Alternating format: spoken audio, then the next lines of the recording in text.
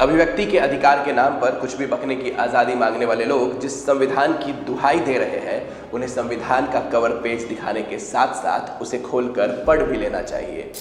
कुणाल कामरा और रणबीर इलाहाबादिया जैसे के समर्थक आपको अभिव्यक्ति की आज़ादी का भरसक दुहाई देते तो दिख जाएंगे, लेकिन अभिव्यक्ति की आज़ादी की सीमा और दायरा वाला पेज शायद उन्होंने संविधान में नहीं पढ़ा है।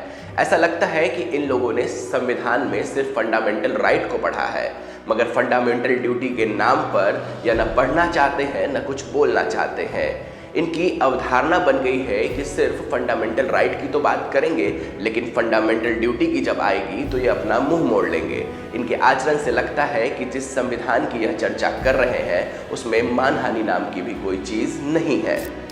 ऐसे लोगों को देखकर लगता है कि यह लोग संविधान के पन्नों को अपने हिसाब से छांटकर एक नया एडिशन बनाने की फिराक में लगे हैं। ऐसे बंधुओं को सलाह है कि कोट पॉकेट साइज संविधान को सिर्फ दिखाने की जगह उसके पन्नों को भी खोलकर कभी पढ़ लेना चाहिए। अगर आपने उन पन्नों को खोलकर पढ़ा होता तो अभिव्यक्ति की आज़ादी के नाम पर कुछ भी रायता नहीं फैलाते। वैसे भी इस विचार के लोग अभी तो सरकार में है नहीं, इस कारण इनके पास फुर्सत भी पूरी होगी। तो अपने फुर्सत का सही इस्तेमाल करें और संविधान को पढ़े, तभी अपने विचारों को जनता के बीच रखें और अभिव्यक्ति की आज़ादी के नाम पर कुछ भी रायता नहीं फैलाए। साथ ही इन लोगों के चट्टे बट्टों को भी समझना चाहिए कि अभिव्यक्ति के आज़ादी के नाम पर कुछ भी बोलने की आज़ादी नहीं है, इसकी भी सीमाएं हैं, परिधि है। अभिव्यक्ति की आज़ादी के नाम पर बकवास परोसने वाले लोगों को इस वीडियो के माध्यम से मैं अभिव्यक्ति की कुछ सीमाएं बताता हूं। आपको बता दें कि ये सीमाएं मैंने खुद निर्धारित नहीं की है, जबकि संविधान निर्माता बाबा साहेब भीमराव अंबेडकर ने संविधान में इन सीमाओं का विस्तार से वर्णन किया है।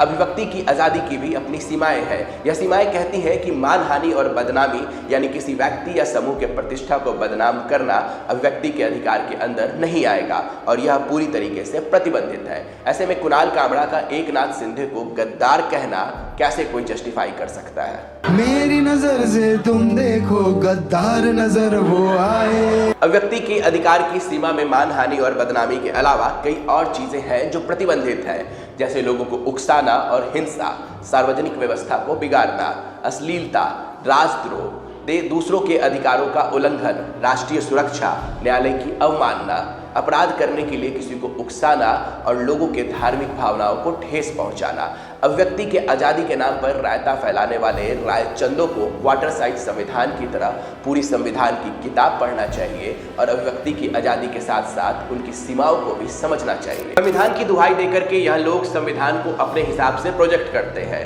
और प्रोपोगेंडा फैलाते हैं। कभी कभी लगता है कि लोगों ने यह क्वार्टर साइज संविधान पढ़ा भी नहीं है। पूरा संविधान तो दूर की बात है, भारत में अभिव्यक्ति की दुहाई देने वाले यह लोग अगर स्कूल में अपनी क्लास में पढ़ाई किए होते तो 8वीं कक्षा के शिक्षकों ने उन्हें जरूर बताया होता कि अभिव्यक्ति की आज़ादी के साथ साथ उसकी कुछ परिधि भी है। खैर, बात बात में भारत को कोसने वाले यह लोग भारत को बदनाम करने का कोई न कोई बहाना ढूंढ लेते हैं और अभिव्यक्ति की आज़ादी के नाम पर कुछ भी बकने की आज़ादी चाहते हैं।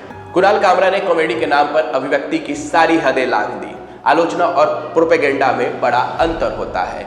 आलोचना जब बेहतरी के लिए हो तो स्वीकार्य होता है, लेकिन आलोचना जब किसी मकसद को पूरा करने के लिए किया जाए तो उसे प्रोपेगेंडा कहते हैं और कुणाल कामरा जैसे लोग विशुद्ध रूप से प्रोपेगेंडा फैला रहे हैं। कुणाल कामरा जैसे लोगों के ऊपर उनकी आकाओं का हाथ है। एक बड़ी लॉबी है जो उनके समर्थन में खड़ी है। ऐसे में यह ढीठ बनकर माफ़ी न मांगने की बात कह रहे हैं। कुणाल कामरा उल्टा चोर कोतवाल को डांट के भाषा बोल रहे हैं। कुणाल कामरा ने एकनाथ शिंदे को गद्दार कहा। संवैधानिक पद पर बैठा जनता के द्वारा चुने गए किसी व्यक्ति को गद्दार बोलने का अधिकार कुणाल कामरा जैसे कॉमेडियन को नहीं है। आलोचना और प्रोपेगेंडा के अंतर को आप सभी को समझना होगा। ऐसे कॉमेडियन को सलाह है कि कॉमेडी करे, दलाली नहीं।